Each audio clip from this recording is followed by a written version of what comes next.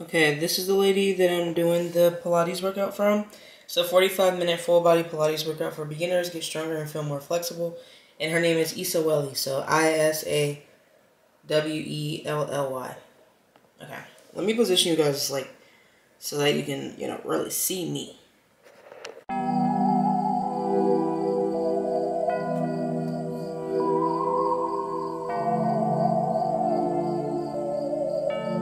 Hey guys, so I know you probably were wondering, how is this going to be spooky? How does this have anything to do with Vlogtober? Well, I'm going to be reading some scary stories. So I looked up some scary stories, and the article I'm on is on travelchannel.com. I'll put the link down below. I'm sorry if I sound a little stuffy. It's like pollen and all that stuff, and I have allergies, seasonal allergies, so... I'm just a gangster with seasonal allergies over here. Okay, so this is 11 of the scariest ghost stories from Reddit. And this was published in 2021. So, okay. This one is called It Wasn't a Little Girl. I was camping with my husband and his family at a small remote lake in New Mexico. There were about 10 people in our group and another group of 6 people in the next campsite. It was nighttime and both groups were doing typical activities, making s'mores, having a few drinks, and telling stories, when we all heard what sounded like a little girl yelling out for help. Neither group had children with them, but we were all positive we were hearing a little girl and decided to search the area we heard the noises from together. See, I'm going to stop the story right there because one thing about it and two things for sure, I wouldn't have been looking for shit, baby, if there were no kids that came with us.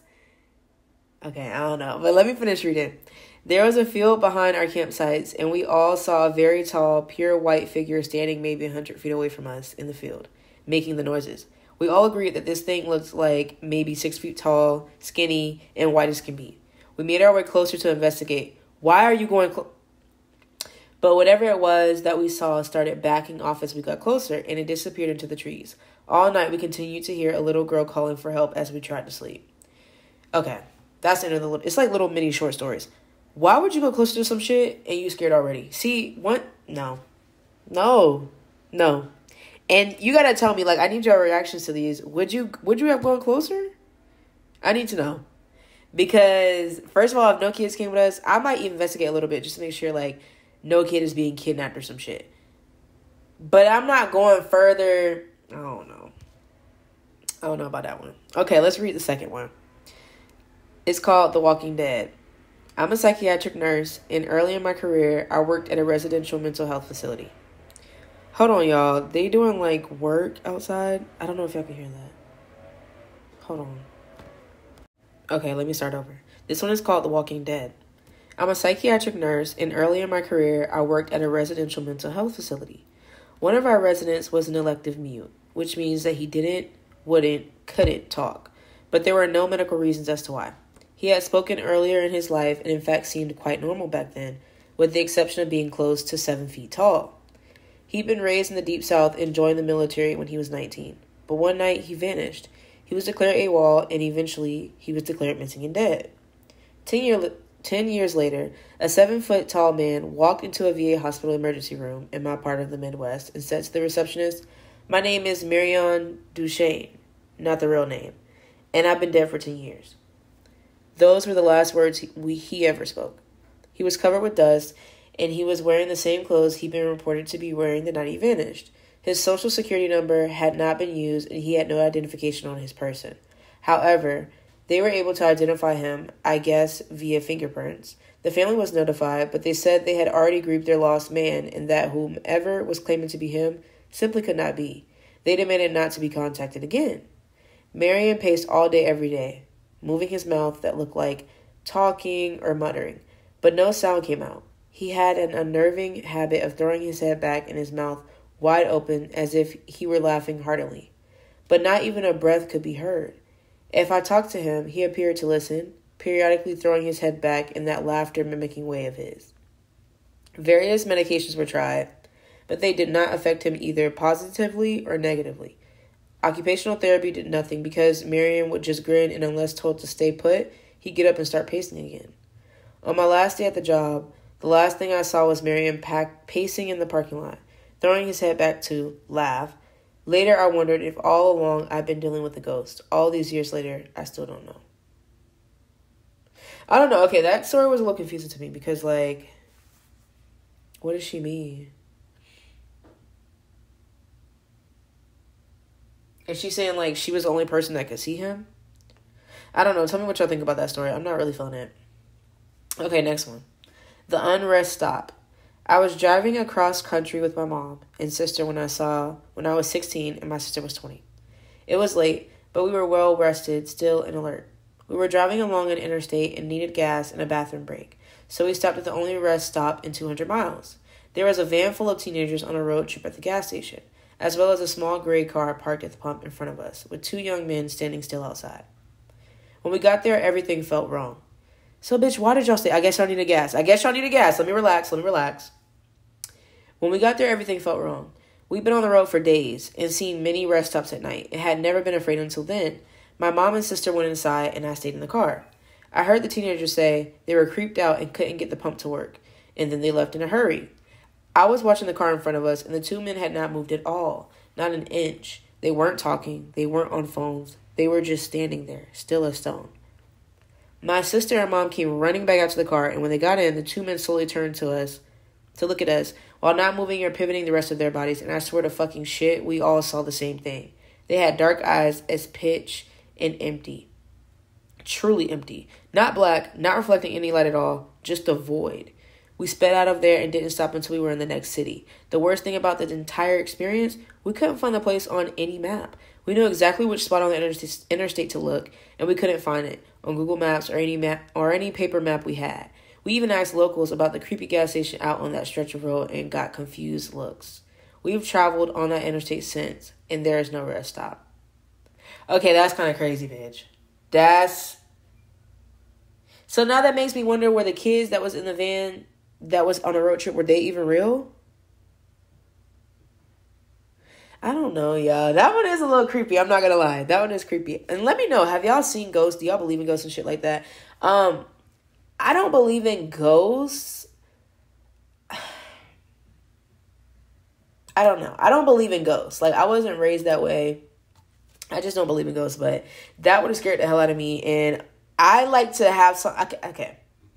I think I'm like most people. Like, I don't want to believe in ghosts because I don't have, like, anything to show, like, proof that ghosts are real, I guess. I don't know. I need proof. So, I don't believe in ghosts. I don't know if that makes sense. Let me know what y'all think. Okay. I'm reading the next one. It's called It Came For Us in the Graveyard. We were driving my friend's really old beat-up Subaru through a massive graveyard. We stopped and walked down a hill and came across a little pond. There was someone sitting on a rock on the other side of the pond. The figure was all black and we couldn't make out any features other than the fact that it looked like a man who was wearing some old-style top hat. We stupidly waved and shouted, "Hi." He didn't show any acknowledgement and continued sitting still on the rock. All of a sudden, he jumped to his feet, started running to us on the water, and then vanished in thin water about halfway on the pond. My friends and I screamed and ran back to the car, as you should. The car wouldn't start, and we heard something banging on the back of the car. It wasn't a constant bang, but every few seconds or so, we'd hear it. Nobody was outside from what we could see in the dark, but something was making a noise on the car. I opened my phone and started dialing my mom to come give us a boost, but I had no service. None of us had any cell service. The next 30 minutes were spent trying to get her car started. No banging was heard afterwards, but we felt this heavy pressure around us. Finally, the car started and she hit the pedal to the metal. We sped out of the graveyard so fast, immediately crossing the gates. All of our phones regained cell service. One thing I know for certain is that someone or something was out there, and it was not an animal or a human. Oh, shit. Okay, that one is... Bro, can y'all imagine being in the woods or whatever the fuck, or in a graveyard with your friends, and y'all see some shit, and then it start running and disappear, and then you try to go back to the car, start the car won't start, and you got no cell service? Okay, that one, I would have started panicking. One thing about it, I would have started panicking. I know myself. I just know myself, and I'm just being honest with y'all. Okay, I think this is going to be our last story, because I think we're about to run out of time. Let me check. Hold on. Okay, so we have like 3 minutes left, so I'll probably do like 2 or 3 more stories because these are short. This one is called Hell Hath No Fury Like a Woman Scorned. After we moved into our home, we were told a woman had died there at the hands of her abusive husband. She hated men. My dad would wake up with scratches all over him. And whenever my brother was mean to my sister or I, he would have scratches on him as well. One day, my brother hurt our sister. He hit her with something. When he woke up later that night, he had a horrible bloody nose. The day we moved out, my brother accidentally broke his twin's arm trying out a wrestling move. He swears that he would have died that night if it wasn't our last night in the house. Yeah, okay, that's creepy, bro. Can you imagine, like, your man or your dad or your uncle or whoever you live with, and it's only the men, they wake up and they got, like, marks on their face or marks on their body and shit? Okay, hell no. Okay, this one is called My Mother Attracted Evil. After my parents divorced when I was a teenager, I lived with my mother. I experienced lots of paranormal happenings. Several times when I was reading in my bed, the room would start to feel really icy. Next, it would feel as if something or somebody that hated me was staring at me. When I got that feeling, I would leave the room and come back an hour later. Sometimes during the day, I would see a shadow figure sneaking along my bedroom walls. Something in the flat was pretending to be my dog. I went into my room and heard a deep growl from under the bed. My dog wasn't capable of making noises that deep. It sounded like either a really big dog or a man doing his best dog impersonation. Other times, my dog would whimper and pace in the room next to mine, but wouldn't come when called, as if he was afraid of something in the hallway. When I moved in with my father, the paranormal activity stopped. What the fuck? I would not be fucking with moms no more. I would not be rocking with moms. I'm sorry. If that shit is going on around me because I'm around you, baby, I don't even play like that. I don't play like that. So absolutely not. Moms, time to wrap it up, babes. Time to wrap it up. Okay, I hope you guys enjoyed our little scary stories moments. They weren't really like too terrifying, but it was still interesting, and I hope that you enjoyed this vlog. Okay, I'm gonna start talking in 3, 2, 1. Whew. Y'all, I'm tired. Enjoyed this vlog. I'm gonna edit it really fast. It's gonna be a very simple vlog. Like I said, it's a chill vlog, and I think my next vlog will be a reading one, because I got this thriller book that I want to start reading. He is so aggy, like, y'all, he acts like this because he's in the cage and he sees me and I see him. And he wants me to let him out, so he's like making himself known.